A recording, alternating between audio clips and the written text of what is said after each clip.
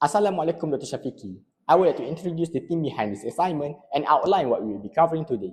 Presenting this topic are myself, Muhammad Arif Saifullah, Ho Ke Yin, Wo Ji Ying, Siti Khadijah, and Tang Jing Sin. As you can see from our agenda headline, our primary objective is to discuss the Keynesian schools in depth. To break this down truly, our analysis is structured around 5 major questions. We will explore how these questions shape macroeconomics policy, with the evolution of Keynesian schools alongside the definitive contributions of John Maynard Keynes, the absolute cornerstones and greatest future of this school of thoughts. When we study macroeconomics, we quickly realize that the Keynesian school is just a single statement theory. It has evolved dramatically over the last several decades. Today, we are going to break down its evolution into 3 distinct eras: Old Keynesians, New Keynesians, and Post-Keynesians. Let's start with the OG framework, Old Keynesian economics. Emerging right after World War II, this was the first attempt to institutionalize John Maynard Keynes' ideas. Economists accomplished this through what we call the neoclassical synthesis. Essentially welding Keynes' broad macroeconomic insights about demand onto traditional classical microeconomics foundations. By the 1970s and the 80s, the old model struggled to explain stagflation, leading to the birth of new Keynesian economies. This modern adaptation didn't abandon Keynes, but it completely rebuilt the micro foundations by factoring in things like rational expectations and imperfect competitions. New Keynesians provided a rigorous mathematical explanation for why price and wages remain rigid or sticky, preventing markets from clearing instantly. Finally, parallel to the mainstream, we have post-Keynesian economies. Unlike the other two, post-Keynesian completely reject the neoclassical synthesis, viewing it as a delusion of Keynes' true work. Instead, they focus heavily on the strict realities of money and finance, arguing that the economy is driven by fundamental, unpredictable uncertainty and the way income is distributed across society.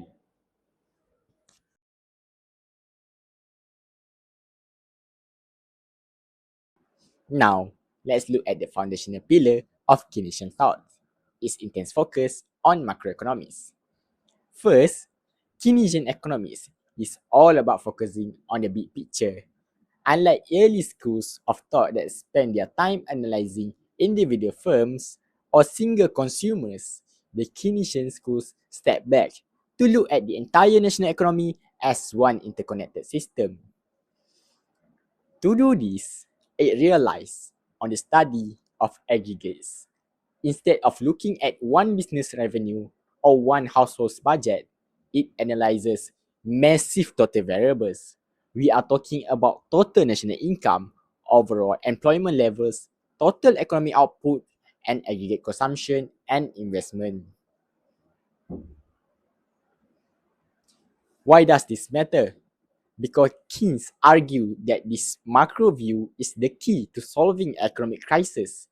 He believed that understanding how these massive totals interact is the only way to effectively fix large-scale problems like deep recession and systemic unemployment. You can't fix a national crisis by tweaking a single market. Finally, this leads to a strategic systemic management. Instead of adopting a hands-off approach and waiting for small individual markets to somehow fix themselves over time, Keynes argued that the government must actively manage the whole system to ensure long-term economic stability. If you want to keep the ship steady, you have to steer the whole vessel, not just adjust the sails. Next, we look at the demand orientation. Keynesian against the sales law, which is say that the supply will create its own demand.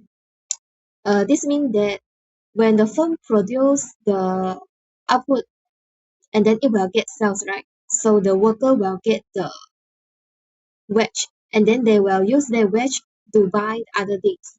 So it will create the demand.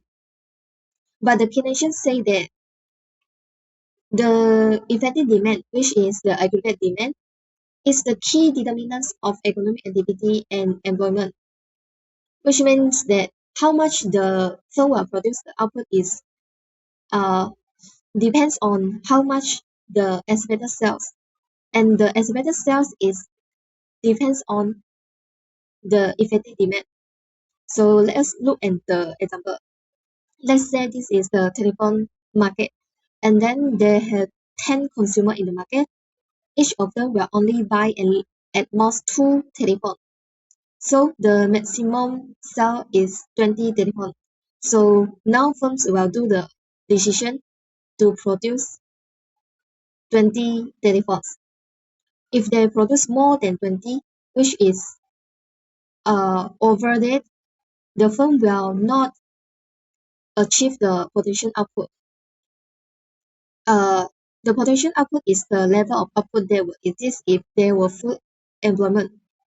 So if they produce more than 20 means that they will create excess inventory. There's not value at all.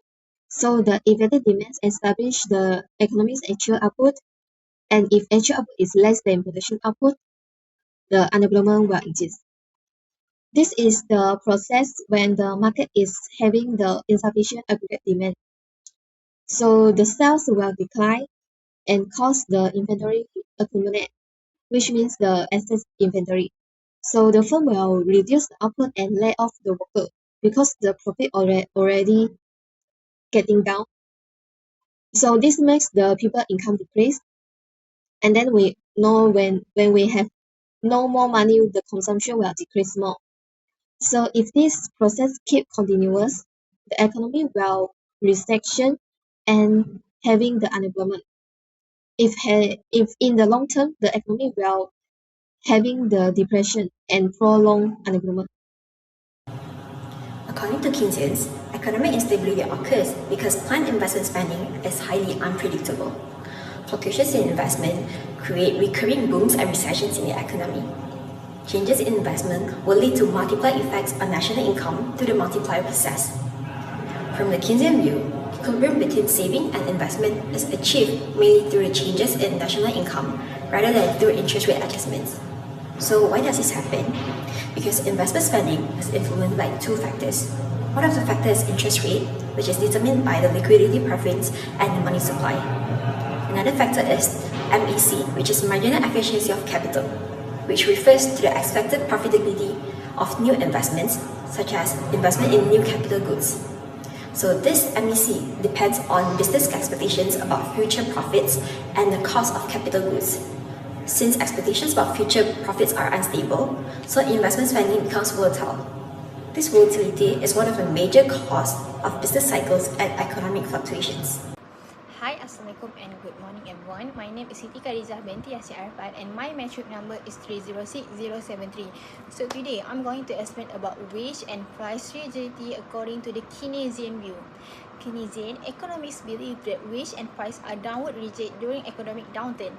This happened because of labor union, minimum wage law and implicit agreement between firm and worker, which make it difficult for firm to reduce worker wage.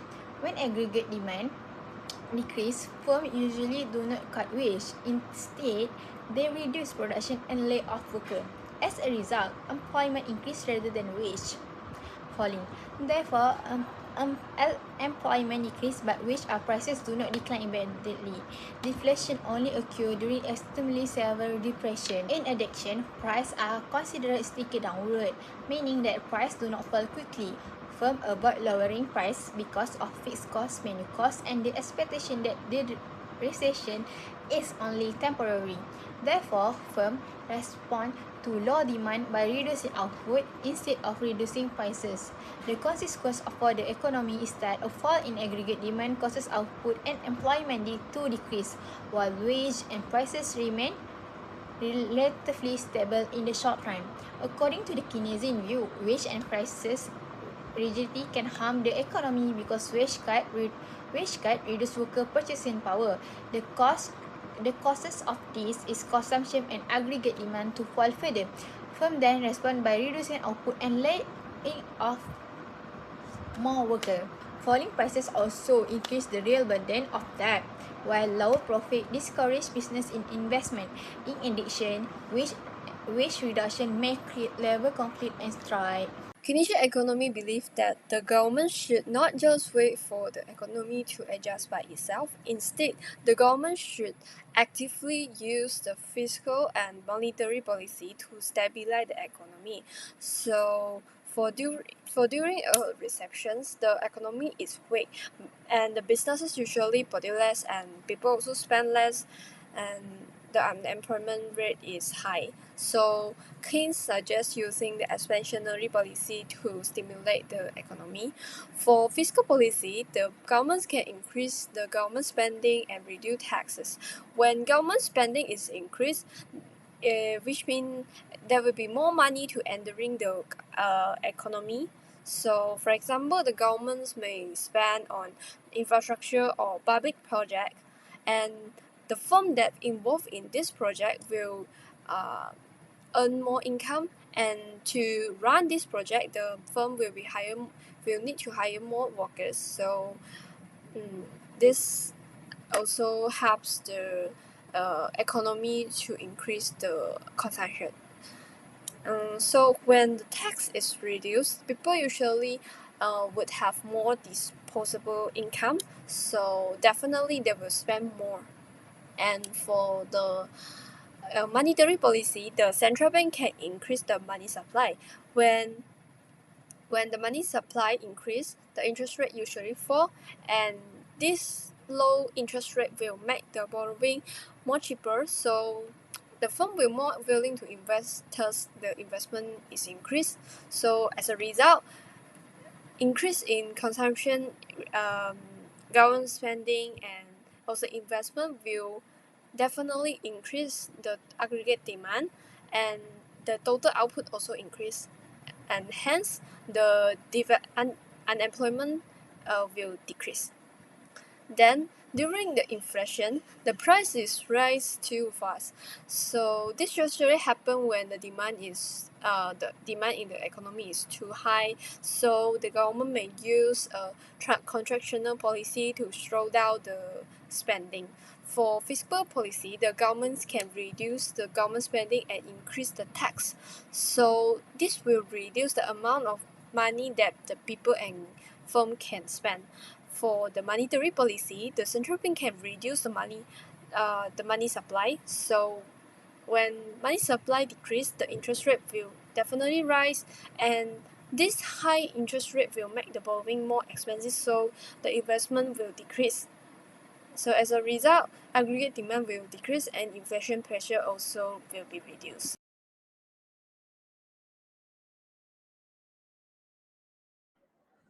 Let's look at why John Maynard Keynes is widely considered the founder of modern macroeconomics. To put it simply, Keynes was a British economist whose ideas fundamentally changed both the theory and practice of macroeconomics, completely reshaping how government designed economics policy worldwide. Before him, the tools we use today to manage national economies simply did not exist in the same way. The turning point came with his landmark 1936 work, The General Theory of Employment, Interest, and Money. This single book shifted the entire focus of economic analysis away from individual isolated markets and directed it toward aggregate national income. He proved that to understand why an economic crashes, you have to look at the total income and the total spending of the entire nation, not just how single businesses or consumers behave. This shift is what gave modern birth to the modern macroeconomics framework that The development of the theory of aggregate demand. Keynes introduced the concept that aggregate demand determines the national income, output, and employment. He said that if there are low demand in the long term, this will create the prolonged unemployment and bring the economic depression. So these are the examples. During the Great Depression 1930, the American factories closed and one out of every 4 workers was unemployed and lasting for nearly a decade. And this was caused by too low demand. Before the father of Keynesian, John Maynard Keynes, classical economists held a view that the market will always automatically return to flow employment through the price mechanism. However, Keynes argued that capitalist economies are naturally unstable and can experience prolonged periods of unemployment and recession if there is no government intervention. One of Keynes' major contributions was his advocacy of government intervention in the economy. So during the Great Depression, high unemployment rate persisted even when wages and prices fell. Keynes believed that relying solely on free market adjustment was not sufficient enough to restore economic stability. Therefore, Keynes proposed that the government should interfere by managing aggregate demand (AD) through fiscal policies such as increasing government spending (G) and reducing taxes (the T). So a central Keynesian idea is Y equals to C plus I plus G plus X minus M. So in this idea, Keynes explained that when private investment and consumer spending decline, government expenditure can stimulate aggregate demand, increase production, raise national income, and create employment through the multiplier effect. These ideas then became the foundation of Keynesian economics and continue to influence modern economic policies worldwide. According to John Maynard Keynes, the economy may not always return to full employment automatically. So during deflationary or recessionary period, aggregate demand may be too low, causing an increase in unemployment and unused resources. Conversely, during inflationary period, excessive aggregate demand may lead to inflationary pressures. Therefore, Keynes suggested that the government should implement fiscal policies to stabilize the economy. One type of fiscal policy is expansionary fiscal policy, which is used during a recession or when unemployment is high. The government attempts to increase aggregate demand in order to raise output and employment by increasing government expenditure on infrastructure, healthcare, education, or other public projects. The government may also reduce taxes so that households will have higher disposable income, which will boost consumption spending. An increase in government spending or a reduction in taxes will increase our consumption, aggregate demand, and aggregate expenditure. So as a result, real output increases, unemployment decreases, and the price level may rise, leading to a higher inflation rate. These may create a budget deficit because government spending increases while tax revenue decreases. On the other hand, contractionary fiscal policy is used when the economy experiences high inflation and excessive aggregate demand. The government attempts to reduce aggregate demand by reducing government expenditure and increasing taxes on individuals. Higher taxes tend to reduce disposable income that will cause consumption to reduce. When a firm experiences lower sales, they will reduce their production, which helps in reducing inflationary pressure. After contractionary fiscal policies are implemented, aggregate demand decreases, aggregate expenditure decreases, real output decreases, unemployment may increase, the price level falls, and the inflation rate decreases. These may create a budget surplus because government spending decreases while tax revenue increases.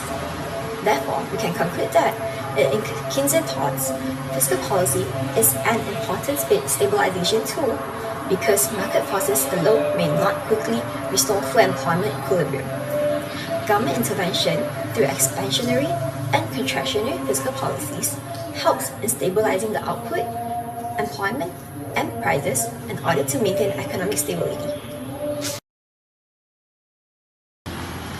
According to Keynesian, monetary policy affects the economy mainly through interest rate, investment, aggregate demand, output, and employment. In the Keynesian view, expansionary monetary policy is used when the economy is in a recession or facing high unemployment. The central bank tends to increase the money supply by buying government security, reducing overnight policy rate, reducing discount rate, and reducing required reserve ratio. When interest rate reduces, the cost of borrowing will reduce, causing the consumption to increase.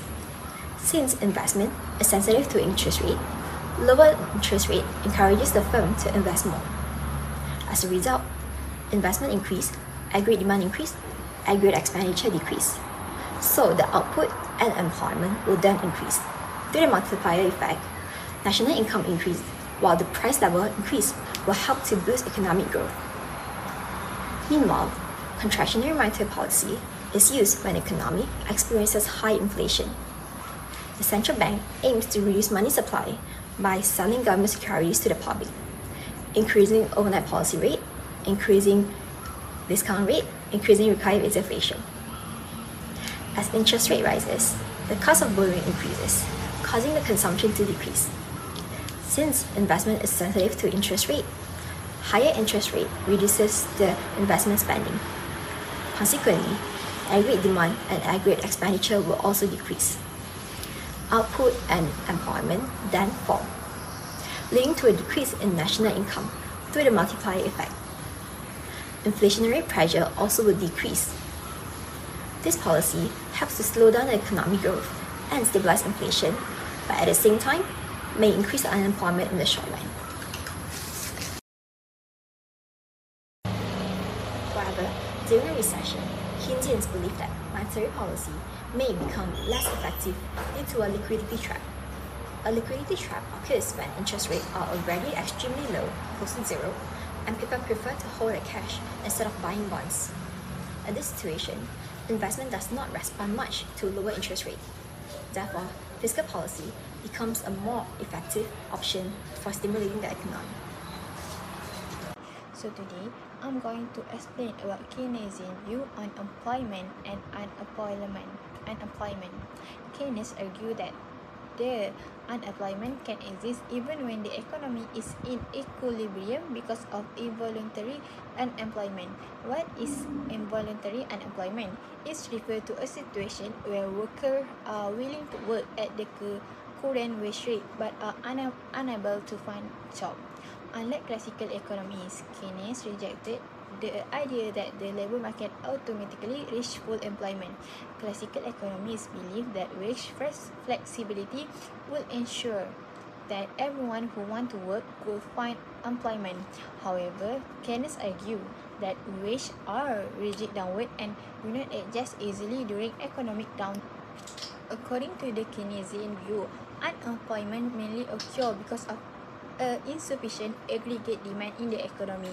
When demand for goods and services fall, firms reduce production and lay off workers instead of cutting wages. As a result, unemployment increases even though workers are still willing to work.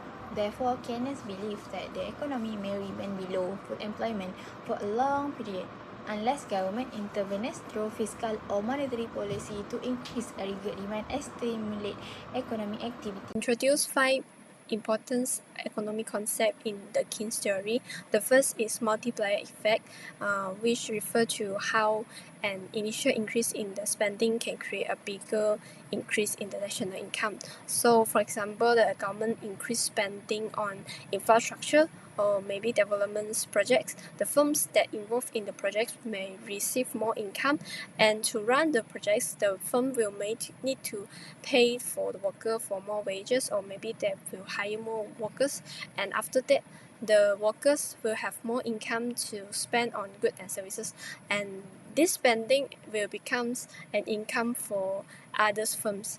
And because of the money is keep circulating in the economy, the final increase in the national income will be larger than the original government spending. So the main idea is more spending create more income, and the income will create even more spending. So the formula is shown here. The multiplier is equal to 1 over 1 minus MPC. MPC means marginal capacity consumed, that I will explain later. And the next is equity preference theory, and this theory is referred to how the interest rate is determined by the money demand and money supply. So people usually prefer to hold the money for 3 main reasons. One is transactional motive, which means the people hold money for daily spending.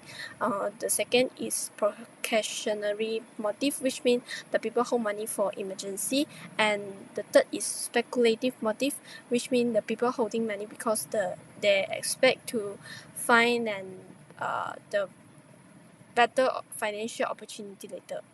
So when the people want to hold more money, the money demand is increased.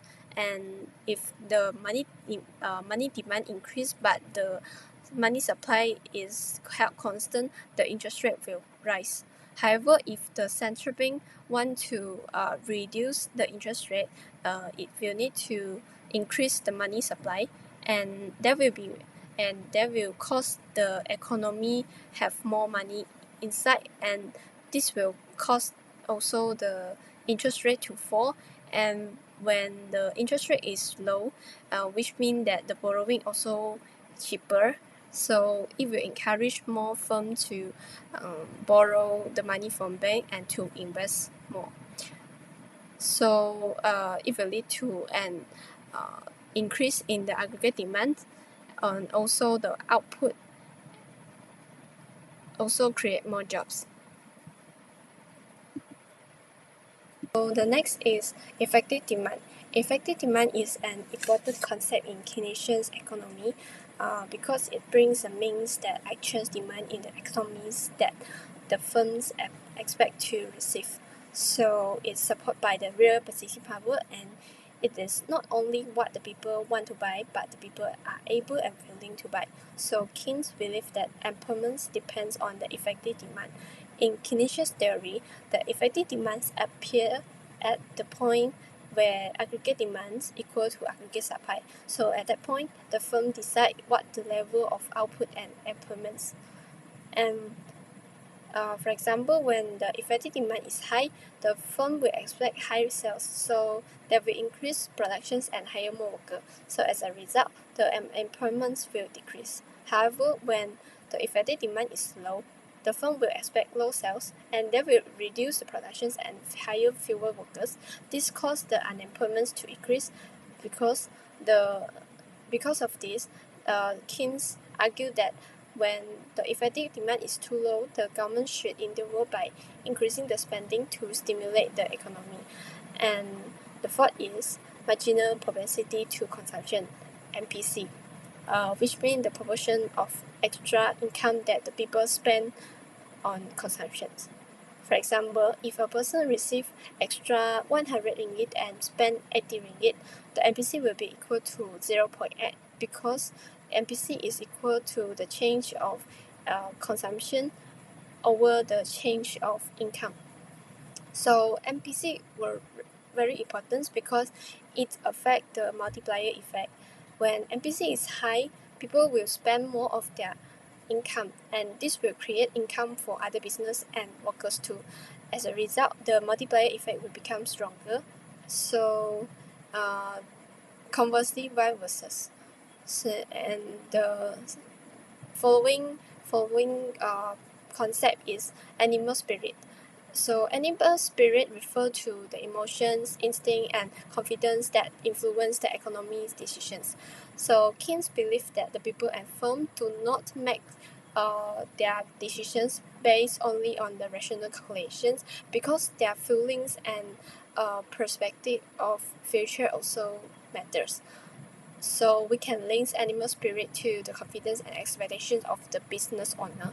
For example, when the businesses are optimistic and confident about the future, they will be more willing to invest and expand their productions and hire more workers.